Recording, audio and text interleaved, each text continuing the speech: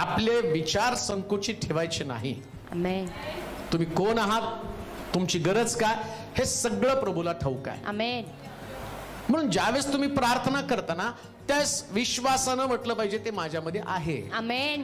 हे आहे म्हटलं तरच देव देतो. हालेलुया. म्हणून अब्रामानं आकाशातल्या ताऱ्यांकडे पाहिलं. 100 वर्षाचा अब्राम आकाशातल्या ताऱ्याकडे पाहून म्हणतो माझी संतती अशी होणार आहे. 100 वर्षात शक्य, 100 वर्षानंतर, परंतु ते शक्य आहे. देव, ज्याच्याकडे देव आहे त्याला ते शक्य आहे. आमेन. हा, तुमच्याकडे देव नाही, तुमच्याकडे पैसा आहे, सगळं आहे, सगळे भिकारी झाले बरं का पैशावाले. एका झटक्यामध्ये ते शेअर मार्केट कोसळतं आणि टॉपचा मनुष्य रस्त्यावर जातो. पण ज्याच्याकडे देव आहे, दावीद म्हणतो त्यांना धुळीत काढून राजगादीवरती बसवलं. आमेन. म्हणून देव आमच्या संगती असणं ही सगळ्यात महत्वाची गरज.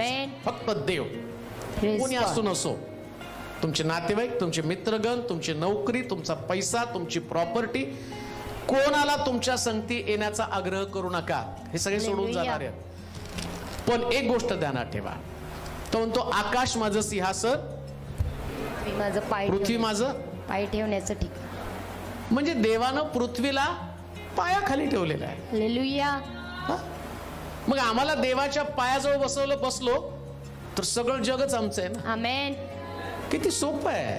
Praise God. देवाच्या पाय ठेवण्याचं ठिकाण पृथ्वी आहे. मग मरिया येशूच्या चरणाजवळ बसली, त्यास मार्तेला दगदग झाली. तिला समजावून सांगा.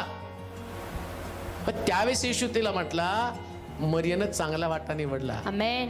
का तर माझ्या चरणाजवळ जे आहे ना ते तुला कळालं नाही.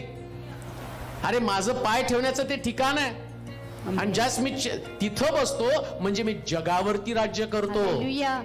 कारण येशूचं पाय तिथं आहे, तिथं देवानं पाय ठेवलेले आहेत.